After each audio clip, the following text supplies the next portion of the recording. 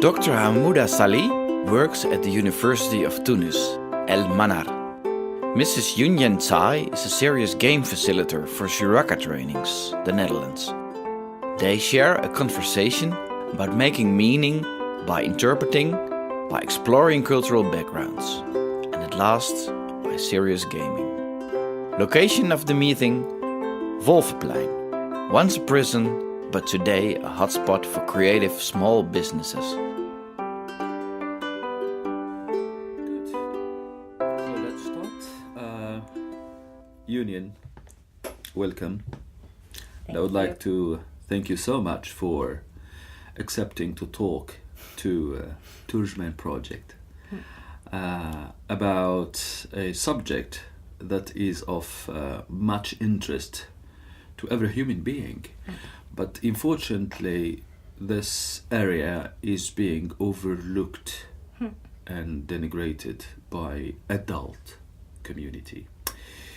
It's about gaming, play, and what play can add to any human being in his personal life, in his professional life, in his or her interactions and relationships with other human beings. Why? Because it can enhance, as it is argued by so many scholars, it can enhance communication. Yeah. And poor communication is the cause of all evils. It can lead to all sorts of error. It can lead to quality issues in an organization or a company or a department. It can lead to missed opportunities. Yes. If there is no proper relationship. It can lead to trust to be destroyed. Poor communication. That's why it is wise for any organization management, or a community leadership to invest in a proper communication, in communication skills in general, to invest in team building, to invest in trust building projects, and gaming and play in general can enhance the cohesion inside any group, any community. In our lives, we adult population, we invest so much time in hard work, in commitments, with social commitments, I would say, but we never seem to pay more attention to the blessings, I would say, of play. So my first question perhaps is about the benefits and the blessings of play. What can play add to a human being, not just a worker? Well, thank you for the question, and I need to check I need to check something else beforehand. Do you include me in this adult population or not? Well, in appearance, I can see you are an adult. But to come closer to you, I would say perhaps I might exclude you from this community. Okay, let's take first. You include me in the adult population first, and the benefits of play for adults. Perhaps I can describe it in two stages. Once I was an adult, I excluded play actually from my working environment. Perhaps I had the idea, if you are an adult and a professional, so many things become really, really serious by one definition, the definition of adults. The moment that I could go beyond that and myself experiencing play, I think something in my mind and behavior happened that first of all, I felt a lot of freedom. While playing, I felt a lot of freedom. And that was amazing, and also confusing. So if I would feel that kind of freedom at work with colleagues, how is it possible that it was not there before? Very confusing. So that took some years. Okay. I guess that took some years to get used to it and growing stronger in it to share that experience. What could play bring to you in a working environment? And what it has brought me is a lot of creativity. Suddenly the source of creativity was opened, and it seemed that source never would end. Stress disappeared. So feeling all different kind of demands, either by superiors or people having expectations about me, my performance or work, that all this disappeared by having a playful mind. And maybe to make that even more clear, in play, you could really say to the other person, oh, okay, now we're finished. Let's do it again. And that point, let's do it again. Yes. That gives a lot of relief. That's good. But you mentioned three main concepts here. Mm-hmm. I would like to stress upon them. Mm-hmm. Here you mentioned freedom, Mm-hmm. creativity, Yeah. and performance. Yeah.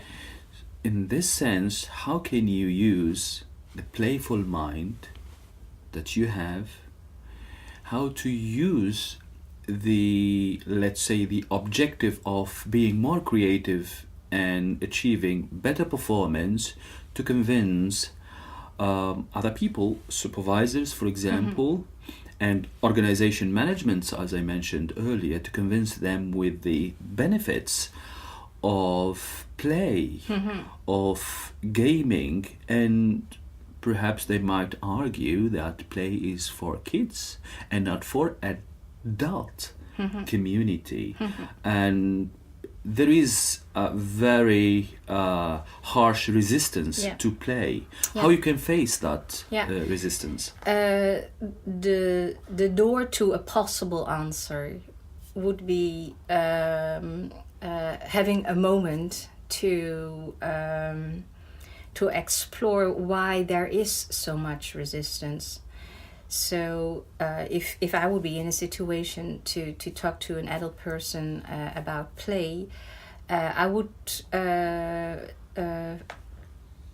go into the benefits of play first.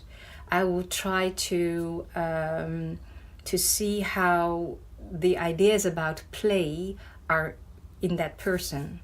And sometimes I feel there's a lot of resistance. And I would open up, if allowed, of course, why is this resistance here? Yes. Have you tried to understand what are the roots and the causes for such? So can you just give us just an idea about that cause of resistance? Why people tend to overlook and to reject gaming? I have found the judgment and the what's the word?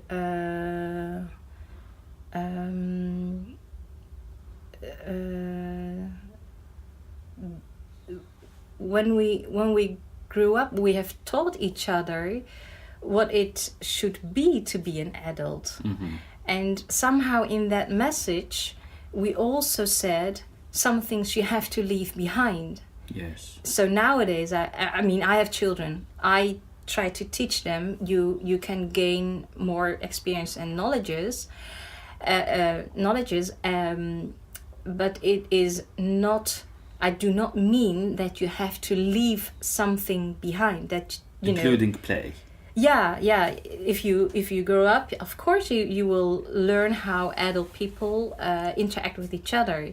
It doesn't mean that you have to lose your playful mindset or the way how you, for example, experiment with stuff.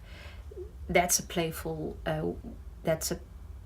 form of interaction. You still can try in that way. Yes. Play. It's a little bit, because of having children. This is a good question to show you that how I try to raise them. Actually, I hope to keep them playful for a very, very long time.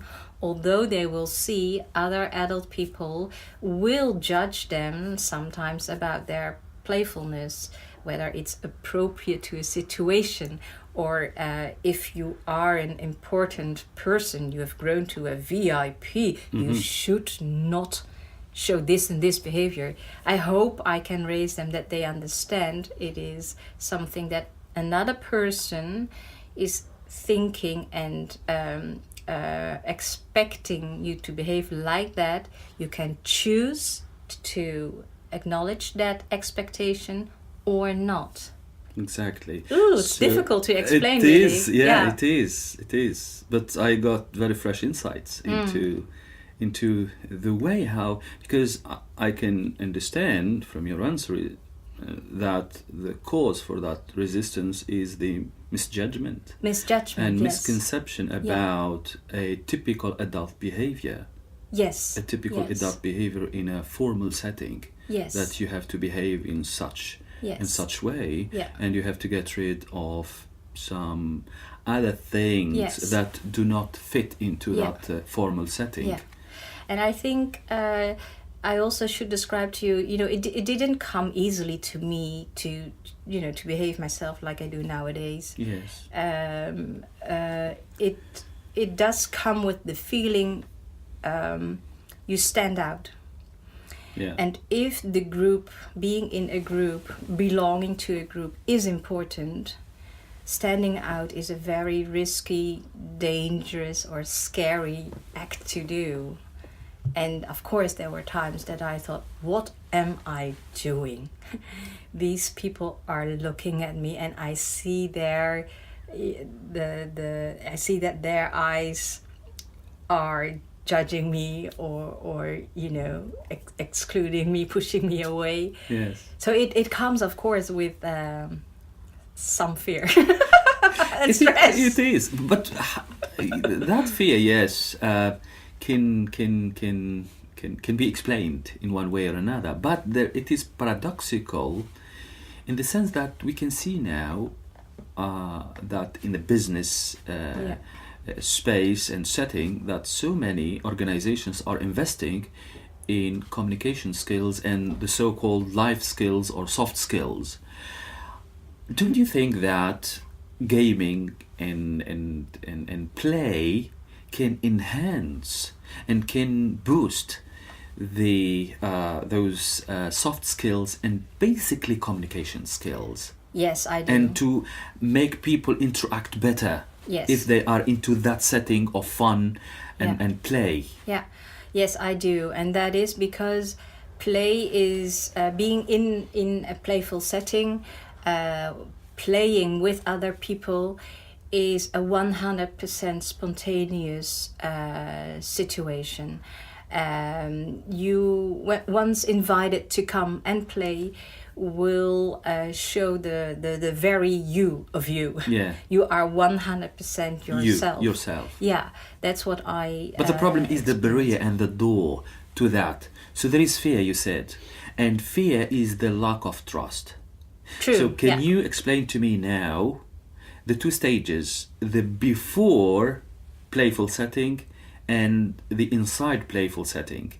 The before playful setting, it is characterized by fear, lack of trust, and once there, so many people argue that play can enhance the trust. Yes. And make people get rid of the fear, misjudgments, Yes. and everything else.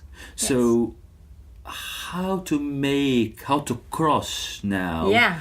that river, and how to make that very safe entry into that safe setting and space. You make me think of push and pull mechanisms, but perhaps that's not what what you're talking about.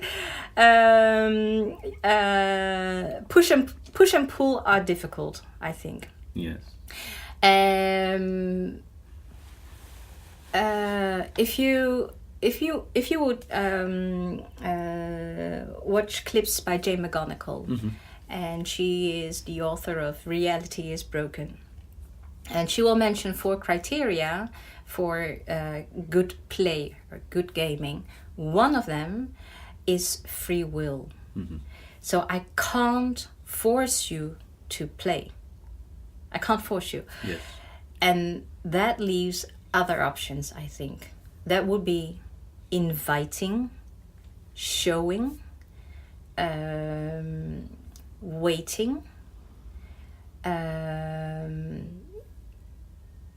But don't you think this is a long-term process? Because if you are inviting and waiting for people to accept the invitation, this needs time. And here people are, especially in this globalized world, people are having a struggle to win the time challenge.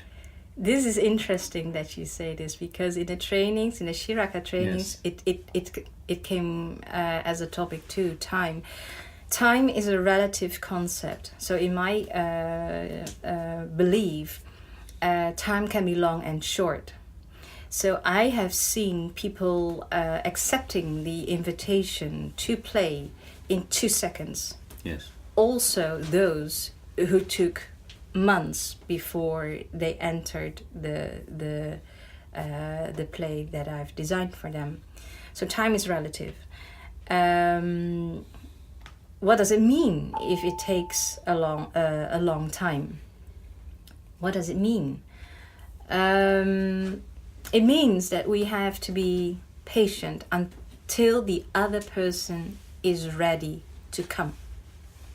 So, inviting people to be patient, do you think that also this invitation to be patient can be well received and accepted?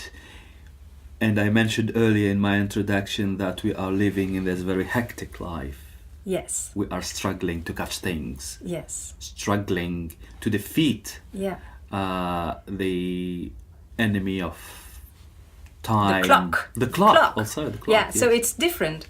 The clock is asking us to hurry up, Yes. but time didn't. Oh, Oh. what's the difference between clock and time? And now you get me at a certain point that I find difficult. So I need a little bit of time to find an explanation, while the clock is maybe hurrying me. Still, I take the time to try to explain it to you. I would use time also as the feeling of being in touch with you. Also having the eye contact. Also the intent of showing you I can wait for you no matter how much the clock time is asking me to hurry. So there is a difference, a huge difference between the watch on my pulse here and the full attention that I can give to you. And I would express that in a word as time. Great. So, you mentioned time and eye contact. Yes. Eye contact is part of body language. Yes. So you are reliant on body language Yes. to understand whether your invitation is being accepted or Yes. rejected. Yes. And also you give time Yes. to read body language. Yes. Let's go to that space now of the setting, which is time and venue and place, in trainings, for example, and then body language and communication. I understand that you are involved in so many experiences in which participants from around the world are taking part, and that there is a language barrier. Yes. I would like here to discuss with you the concepts of language barrier, the fences set up by language and culture on the one hand, Yes. and then the constraints of time, Yeah. globalized world inviting us to rush, Yeah. and the clock, and Yeah. I've seen you also setting your watch just to Yes. finish an exercise or a drill or a game in a Yes. particular time. Yes. And then the body language in that goes beyond the fences of Yeah. the utterances and words. So how do you make communication in that setting successful with those constraints and with those other factors? Your question was easily asked. That's so difficult to answer. And especially so difficult to answer in a rational way. Because I don't think it is a rational... It is not. Design, as if I knew beforehand how to behave myself or react to interventions and surprises. It doesn't work that way. And I do get emotional now. Please, I would like to invite you to that space, emotional space, because this may explain so many things. Because it is, first of all, it is difficult. It is difficult. And I demand from myself to be sharp and to set open all the senses. So it is not only language and understanding, but also the eye contact, the listening, and perhaps the one thing that's so difficult to describe, intuition. And do I feel the flow in the group where they are? So that it's a sense, perhaps. Do I really feel contact with the whole group, what they want during the session, what they are afraid of, or where their attention would rather be instead of the session? I very well can feel their ambition, the strong expectation towards themselves to succeed in the training, because the stakes back home are so large. So I do realize how important the training is for them.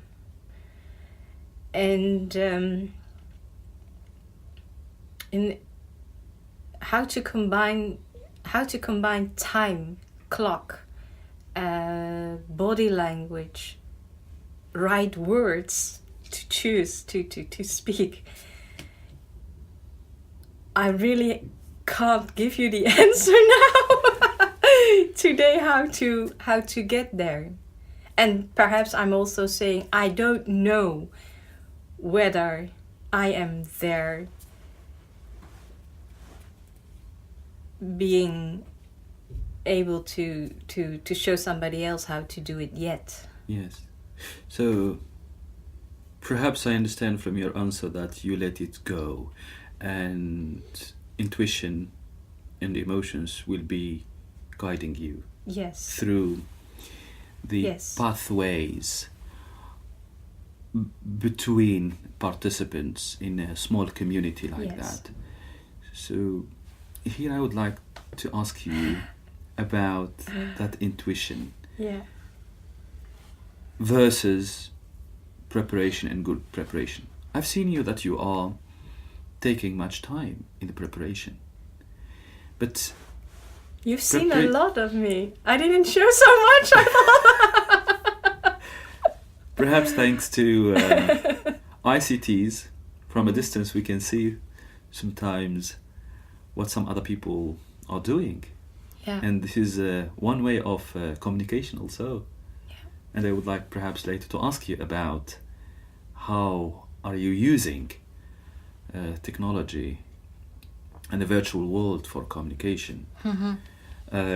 But here, my question is about preparation and intuition. Mm-hmm. So you prepare things, for example, for a training, Yes. and then you let it go. Yes. So how to frame that? How How to frame the work you are doing with a group, the play, more particularly, Yeah. and how much space you keep for your intuition later. Yeah. Yeah.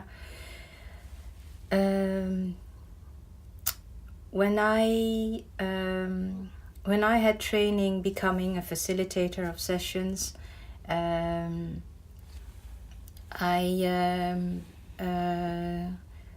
of the lessons that stayed with me all the time was being a facilitator, your instrument is yourself. And so you can prepare a lot, by making scripts or knowing a lot of methods or creative forms. But in the very second that you stand up and you introduce yourself and the program to the group, actually nothing is there to keep you safe except yourself. And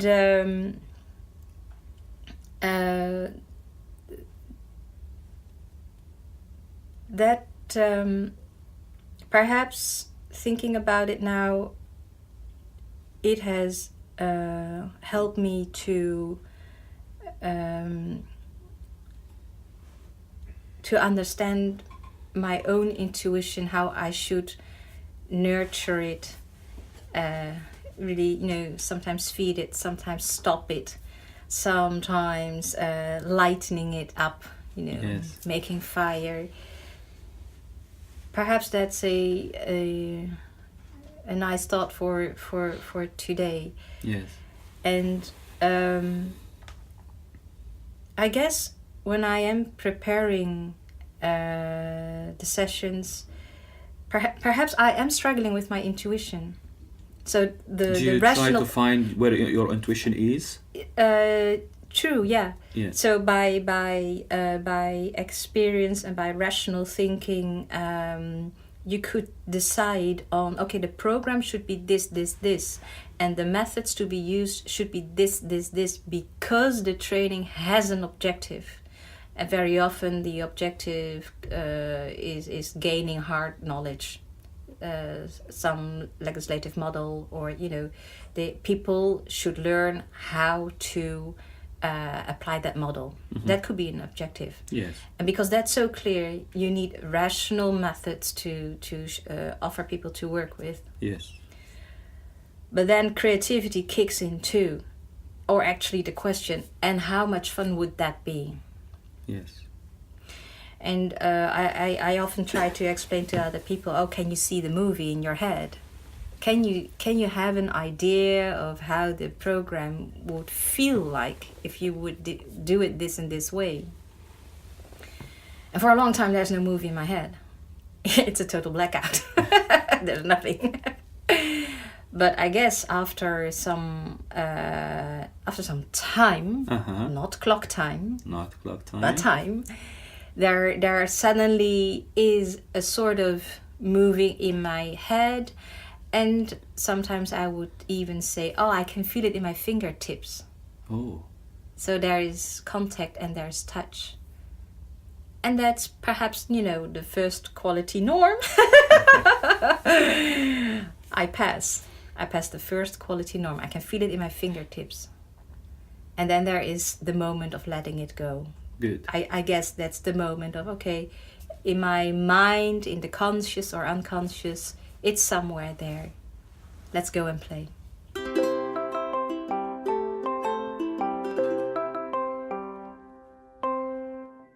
It's good you're mentioning you are yourself, and the only tool you have is yourself.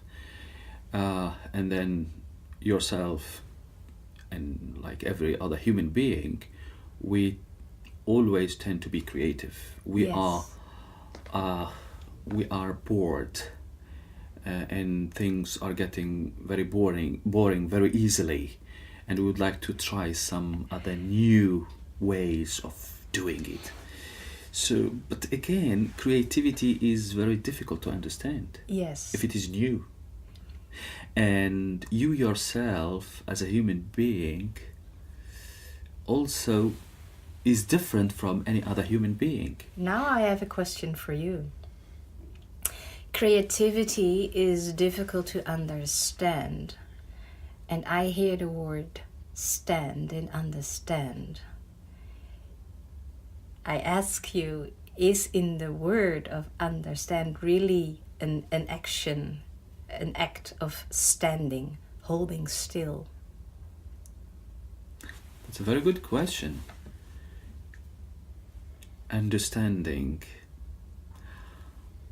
And to stand, perhaps to stand, my understanding of stand and understand is that you don't go away, and right. You stand to listen. Right. To listen, to get meaning. Mm-hmm. And to understand means to stand under someone else, because someone else perhaps is giving meaning to some context. Mm-hmm. And not in the pejorative sense of being submissive, Mm-hmm. but rather in the sense of learning Mm-hmm. from a master. And the master is not necessarily, or the teacher is not necessarily another person, but perhaps the setting, the environment, the travel, the place. Mm-hmm. So understanding is a perpetual quest for something. Mm-hmm. But perpetual quest in the same place, perhaps not necessarily traveling. Mm-hmm. In traveling, it is questing for meaning, to make meaning of you being there in that place, you going to some other places. Mm-hmm. I am glad that you explained it in this way, because my first the first thought in my head was as if, because you asked me, can you understand creativity? Yeah. If in the word understand was something like stand still for standing still, then it's contradictory to creativity. In creativity, there is so much flow and movement, flows and movements, and it's all the time there. So if you would really ask me, how can you make creativity to be understood, that will be difficult, I think. And the one concession I can think of is tapping into somebody's former experience of being in flow. Yes. If a person has felt that, like making music or writing pieces and being so much, this is nice actually, being so much into it that they lose track with clock time, then they are in flow and they are creating. And we call that situation a creative situation. Moment. Yeah. But again, I wanted to ask you, Yes. again, how to translate yourself How to to others, translate yourself to others, how to present yourself to others, how to make yourself understood by others, bearing in mind the language barrier and perhaps the cultural fence?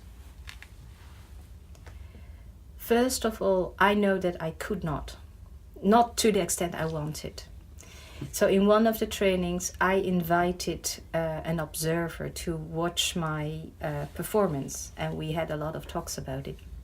So that's one solution I did. But in the trainings that I am involved in, I have great interpreters, and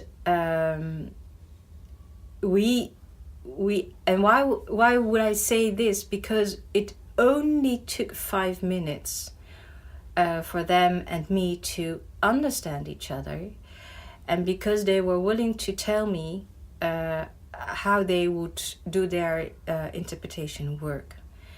So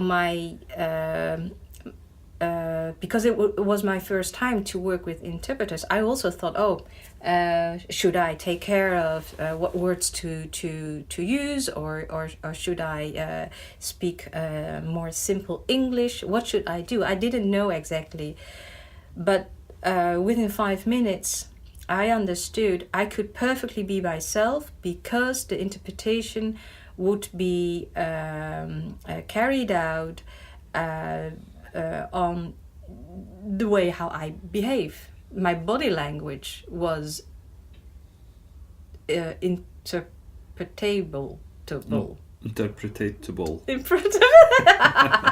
I may have pronounced it incorrectly also. So that is, to me, it made a lot of sense. And that, to me, I felt at ease to use the words I needed to use. I didn't feel the language barrier. And I gave all the confidence and trust to the interpreters. But how do you work this out at first stage? Do you work it out, the interaction and the meaning and the communication between you and the interpreter first, body language, and then let the interpreter translate this into the other language?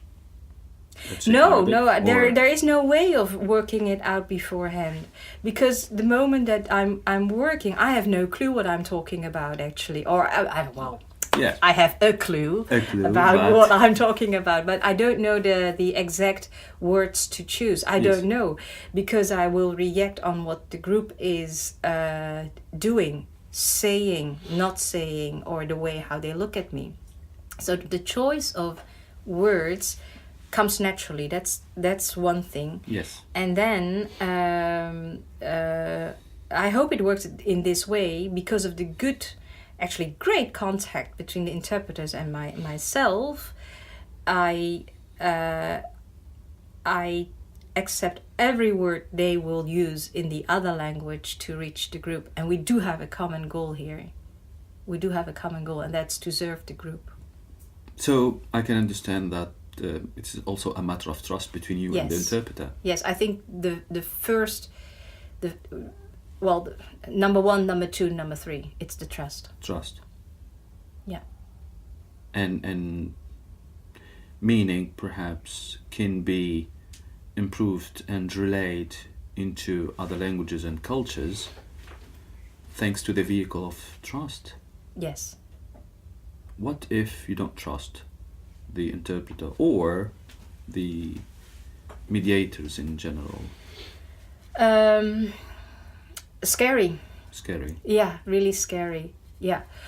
I can't imagine that when I am working that I also have to be worried about the meaning that I am giving the group, that the meaning is not the right meaning. I can't imagine that. It would be so scary. It would withhold me in my work too.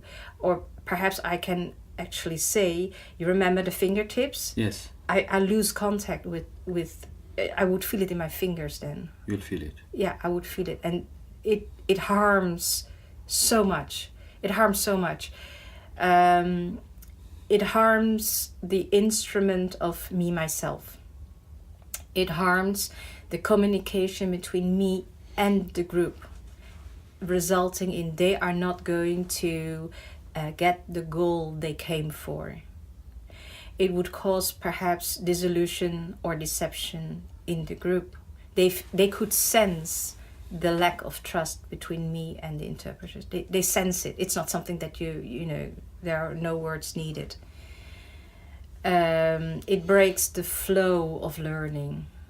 It would be so harmful. What if the goal is enjoyment itself, not a particular goal, for example, that is orchestrated and designed in a rational way, amusement, and just to enjoy the moment in a play, for example. Let's go to the idea of play and a playful setting. Would you allow the interpreter not to be that very much faithful to your emotions and what you want to say, but the result, perhaps, I don't say it's the same, but the same impact, that the interpreter took the group not the way you wanted, not the road you have designed, but perhaps to that same goal, which is enjoyment and amusement? Yeah, so you ask me if the interpreter and myself suddenly are on different paths. Exactly. Well, you know, if do you feel yourself being betrayed? No, because there is trust. So of course, somebody in the group, and I include the interpreters there too, could take another path in that moment. That's not a mistake. That is not wrong. It is reality, and it is that what's exactly happening. And I would say it is part of my job to see it and in a figurative way wave at that person and say, hey, I'm here. You remember I'm your guide in this game. Why don't you come over here? That's my responsibility to do. Yes. And in some cases, it could be the participant in the session who is in the play. But in this very magic circle of play, the interpreters and myself are there too. So there is really no reason for judging that somebody took a different path. It might be a good thing that very person took another path, because that should have been the path to be taken by the whole group. This is exactly play, that surprises can appear. And we stand still, look at the surprise, and figure out the meaning. How is it possible that one person took another route? Are you saying that you authorize the interpreter to have much freedom? Yes. And a greater space for creativity and freedom to do it the way the interpreter might judge it right? Yeah. Yes. Because it is the very example of communication that you do make, I don't want to say errors, you take another path, you have another interpretation. This is the very heart of communication. And if you would judge that it's not good, then you are harming the communication, the dialogue.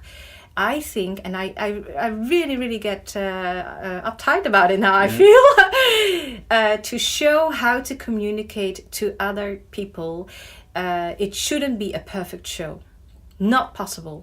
It should be it should be a process and an exchange with little nice errors, people, waving at each other to come back to this point, or allow me to follow you to that other point because I didn't think of that.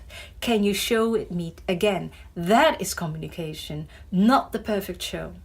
Not the perfect translation of the words. Not at all. Not at all. And that's why play is able, it is so good, it's able to carry this process.